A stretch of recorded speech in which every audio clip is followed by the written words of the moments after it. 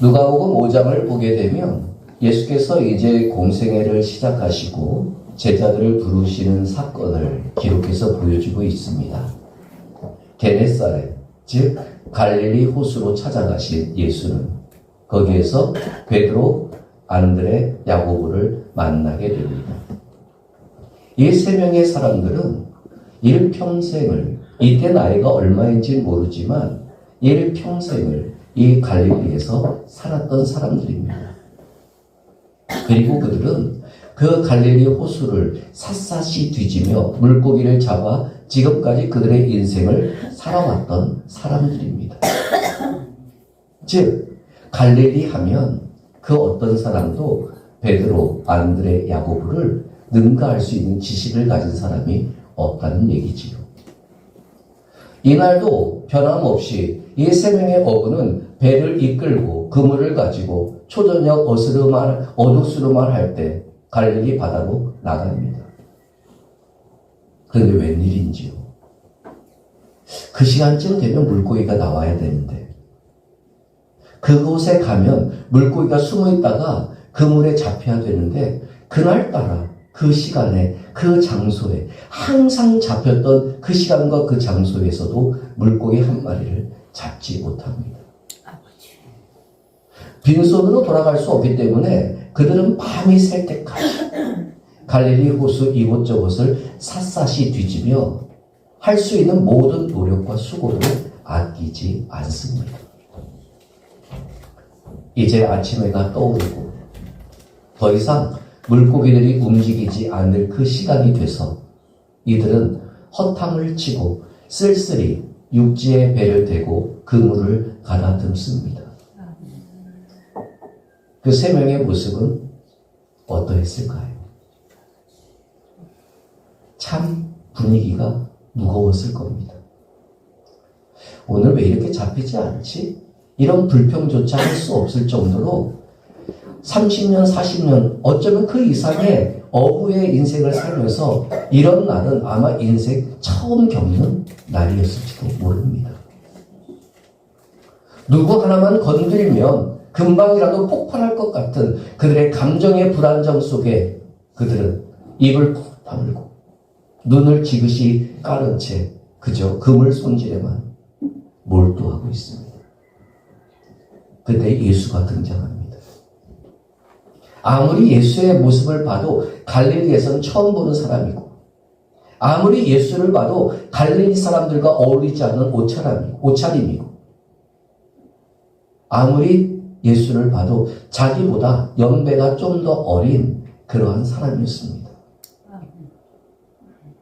그런데 그 낯선 남자 예수가 하루 종일 밤이 새도록 물고기를 못 잡고 온 이들에게 그물을 손질하고 오늘 저녁 내일을 기대하고 있는 이들에게 다시금 나아가서 그물을 던지라고 명령 아닌 명령을 합니다. 여러분 이 상황이면 여러분들 같으면 어떠시겠습니까? 갈릴리에서 처음 보는 남자란 말이에요. 평생 그물질 한 번 하지 않은 것 같은 여리여리한 모습이란 말이지요. 자기들이 잔뼈가 굵은 갈릴리에서 하루 종일 허탕치고 돌아왔는데 또다시 나가라고요. 그것도 해가 반짝 떠서 물고기들이 다 숨어버린 그곳으로 가서 그물을 던지라고요. 쉽게 할 수 있는 일은 아닐 겁니다. 어쨌든 그들의 마음에 무슨 생각을 가졌든 간에 그들은 낯선 남자인 예수의 말을 듣고 그물을 던집니다. 다시 배를 움직입니다. 천근만근 무거운 몸과 마음을 가지고 다시 배를 움직여 갈릴리 호수 가장 깊은 데 가서 그물을 던집니다. 그런데 웬일입니까? 그물이 찢어질 정도로 물고기가 잡힙니다.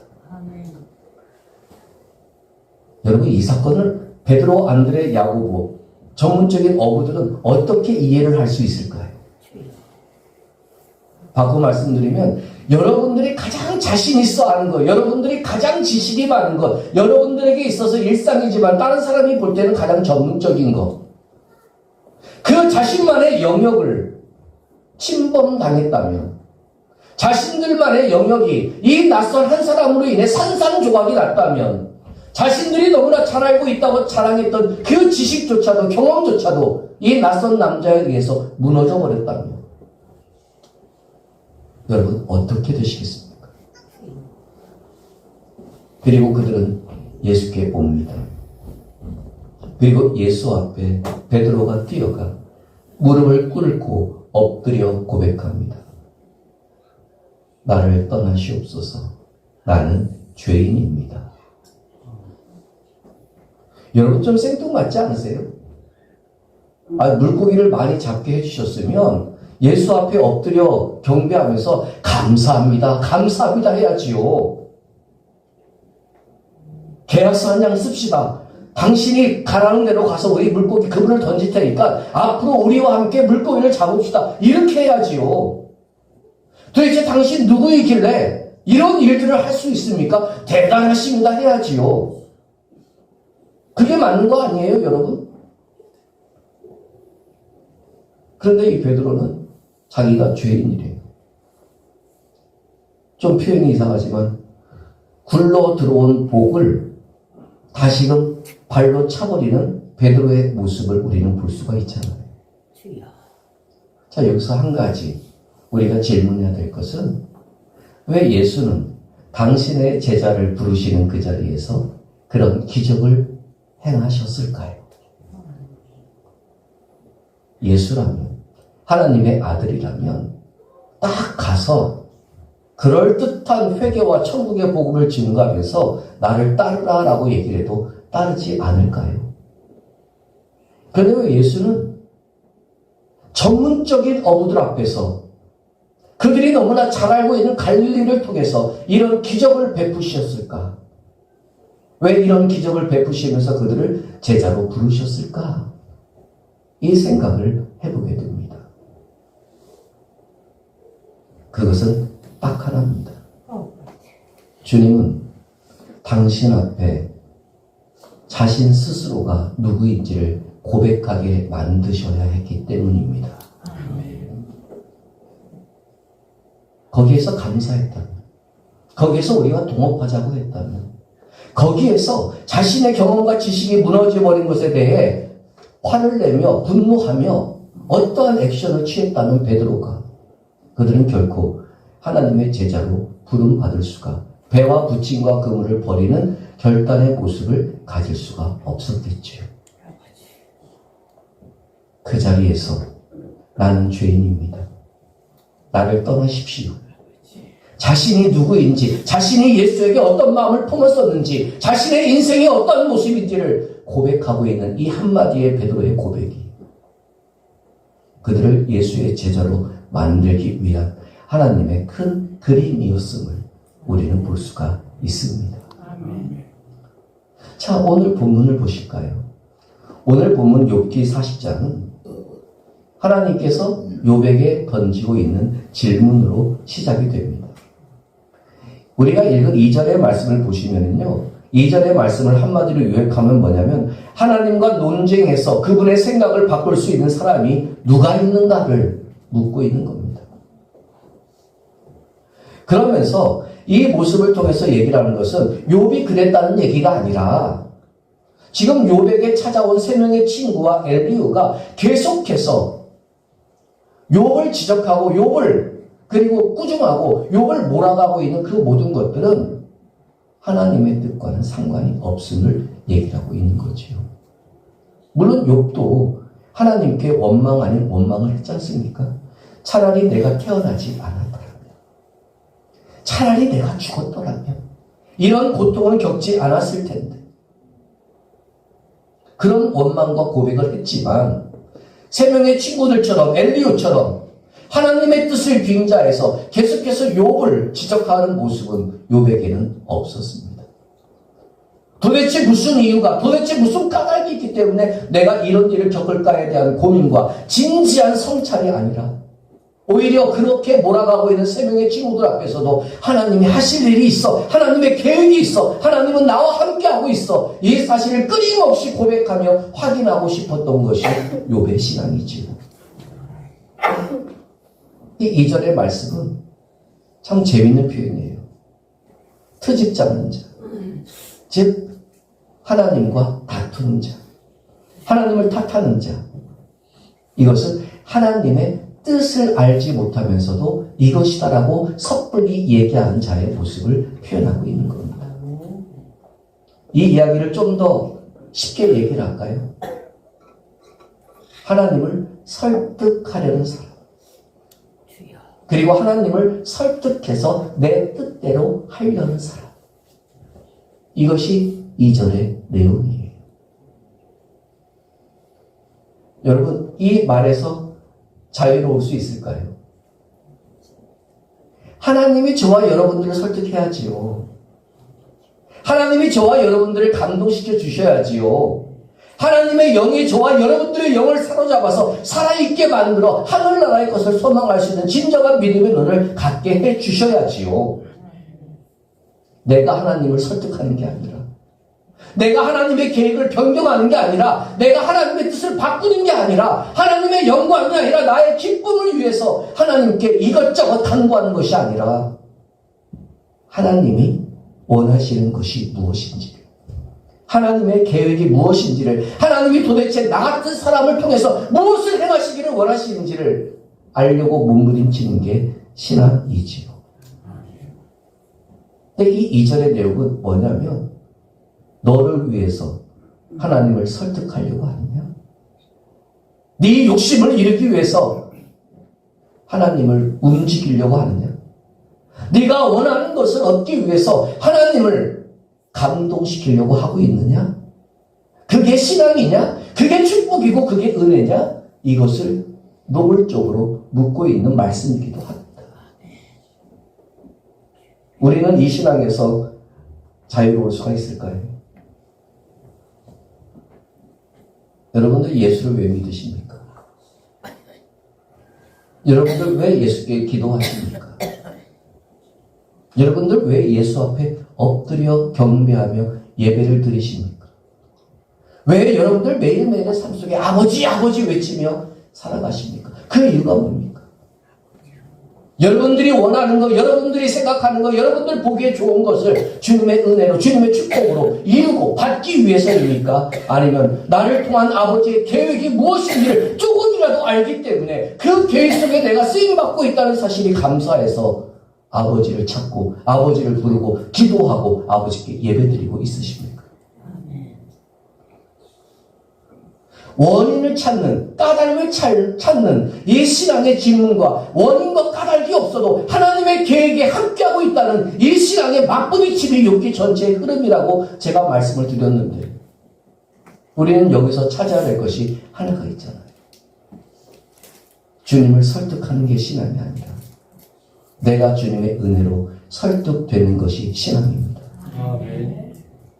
내 것을 간절히 바라고 원하며 시작했던 기도이지만 주의 영이 내 마음을 움직일 때, 주의 영이 내 심령을 감동시켜 주실 때 그 기도의 물줄기가 주의 영광으로 바뀌어지는 것이 기도입니다. 거기에 원인은 필요가 없잖아요. 거기에 까닭은 필요가 없잖아요. 그런데도 우리의 신앙은 늘 항상 내 것이 이루어지고 내가 바라고 소망하는 것이 이루어지고 그리고 내게 가장 보기 좋은 것이 주어져야 그것이 은혜고 축복이냐. 그리고 그렇게 누리는 것이면 정말 믿음이 좋은 것 있냐 착각할 때가 참 많이 있더라는 거죠. 지금 욥의 모습을 볼까요? 욥이 못 살았던 사람입니까? 아니요. 욥 부자였어요. 우리가 생각조차 하지 못할 정도의 엄청난 부자였습니다.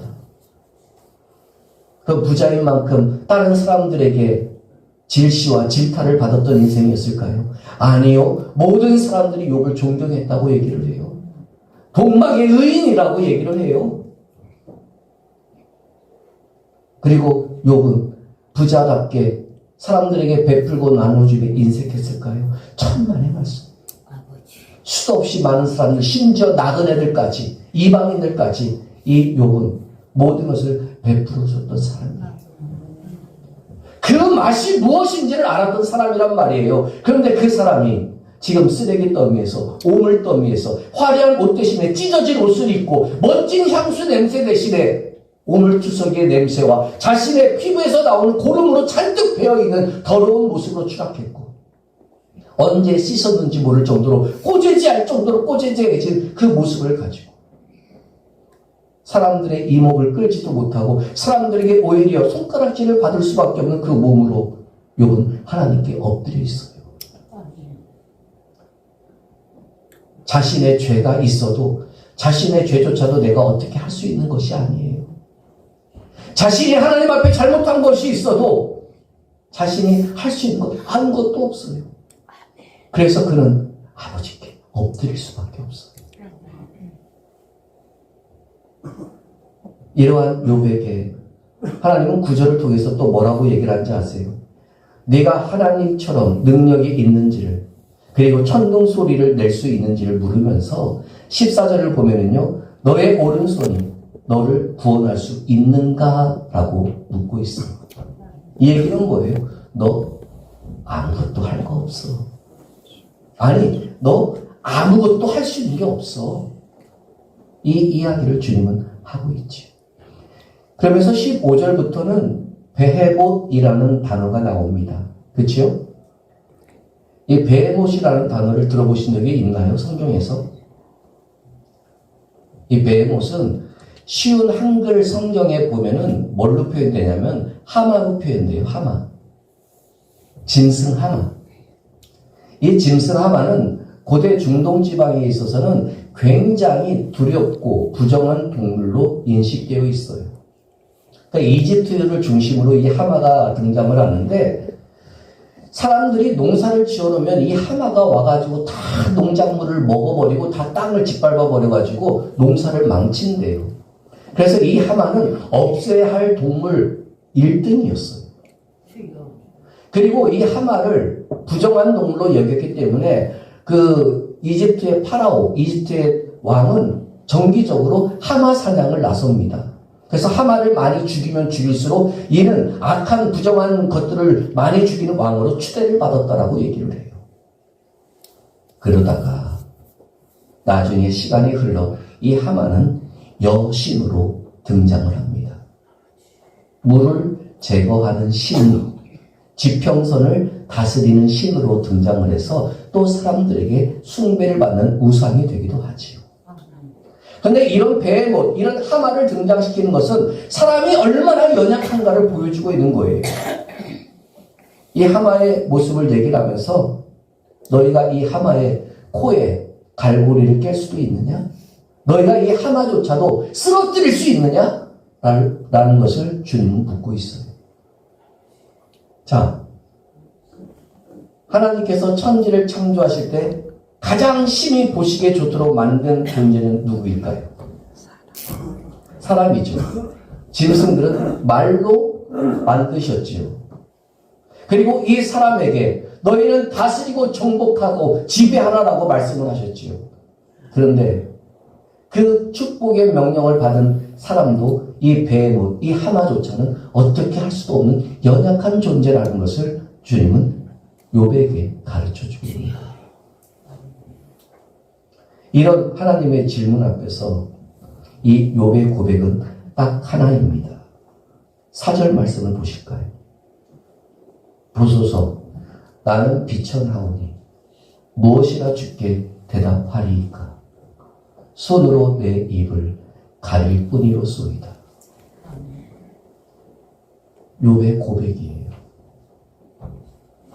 지금 내가 어떠한 존재인지를 이 욥은 지금 하나님의 질문 앞에서 고백하고 있는 게 4절의 모습이에요. 여기서 비천하다라는 얘기는 가볍다라는 뜻이에요. 그러니까 이 말을 다른 말로 하면은 내가 어찌 감히 하나님과 비교할 수 있으리까? 내가 어찌 감히 아버지의 뜻이 무엇인지를 알 수 있으리까? 그저 나는 내 말을 잠잠케 하며 하나님이 행하실 일을 기다릴 뿐입니다. 이 고백이에요.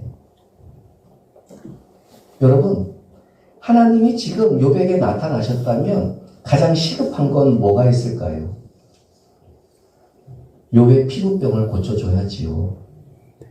욥의 더러운 옷을 벗기고 씻어주셔야지요. 쓰레기더미 오물덩어리 속에서 살아가고 있는 욥에게 예전보다는 못하겠지만 그래도 웬만큼 살아갈 집을 주셔야지요. 예전하고 비교할 수 없을겠지만 그래도 옛날보다 덜 하지만 그래도 사람들이 존경받을 수 있는 지위를 주셔야지요. 지금 욥에게 가장 필요한 것은 그거 아닙니까? 왜 하마가 나와요? 너 하마를 이길 수 있어? 너 하마를 이길 수도 없는 존재잖아. 왜 이것을 자꾸 욥에게 얘기를 하냐고요? 네 오른손이 너를 구원할 수 있어? 너 아무것도 할 수 없는 존재잖아를 계속 가르치고 있잖아요. 하나님이 등장하셔서 뭘 원하고 계실 건가요? 하나님이 도대체 이 욥에게 가장 필요한 것이 무엇인지를 알고 가장 시급한 것이 무엇인지를 아는 이 욥에게 하나님이 그 욥에게 계속 무능력함을 무기력함을 아무것도 할 수 없는 존재라는 사실을 외치고 있으면서 그 욥에게 하나님이 원하시는 것이 무엇일까요? 욥 자신에 대한 진지하고 솔직한 고백을 원하고 계시는 거예요. 하나님 저 옷 좀 바꿔주세요. 하나님 저 고름 좀 안 나오게 해주세요. 저 간지러워 미치겠어요. 하나님 저 좀 옛날에 비교할 수 없을 정도지만 그래도 괜찮은 집에서 살게 해주시고 괜찮은 동네에서 살게 해주세요. 옛날처럼은 아니지만 그래도 무엇인가 할 수 있는 일들을 좀 갖게 해주세요. 이것이 어쩌면 욥이 음성을 들려주신 하나님 앞에 가장 첫 번째로 고백할 수 있는 고백일 수도 있어요. 아니 저 같으면 그랬을 거예요. 그런데 하나님은 이 욥을 무능력하고 무기력한 사람으로 몰아가시면서 그 욥의 입에서 결국 나는 비천한 사람입니다. 내가 주께 무엇을 바라겠습니까? 주님께서 갖고 계신 계획만 내게 알려주십시오. 그저 나는 말을 하지 않고 주의 응답을 기다리겠습니다. 이 한마디의 고백을 듣기 위해 하나님은 욥을 오늘 40장을 통해서 계속해서 몰아가고 있잖아요. 자, 그럼 우리의 신앙으로 돌아올까요? 여러분들이 하나님이 여러분들에게 나타나셔서 하나님의 음성을 들려주신다면 여러분 무엇을 제일 먼저 하나님께 외치겠습니까? 내 병 좀 고쳐주십시오. 나 돈 좀 있게 해주십시오. 내 아들, 딸 공부 잘해서 좋은 대학 좀 가게 해주십시오. 우리 대학교에 수백 명 모여서 예배드리게 해주십시오. 아마 우리가 들려진 주님의 음성이 있다면, 분명한 주님의 음성이 있다면, 분명히 주님이 우리에게 찾아와서 무엇인가 말씀하신다면 우리는 이러한 것들을 요구할 거예요. 주님이 원하시는 건 딱 하나잖아요. 주님, 나는 아무것도 할 수가 없습니다. 아버지의 뜻만이 내게 임하여 주시고 아버지의 계획을 내가 알 수 있게 해주십시오. 그때까지 내 상황은 이 모습 그대로 있을지라도 나는 말하지 않고 죽게 기다리겠습니다.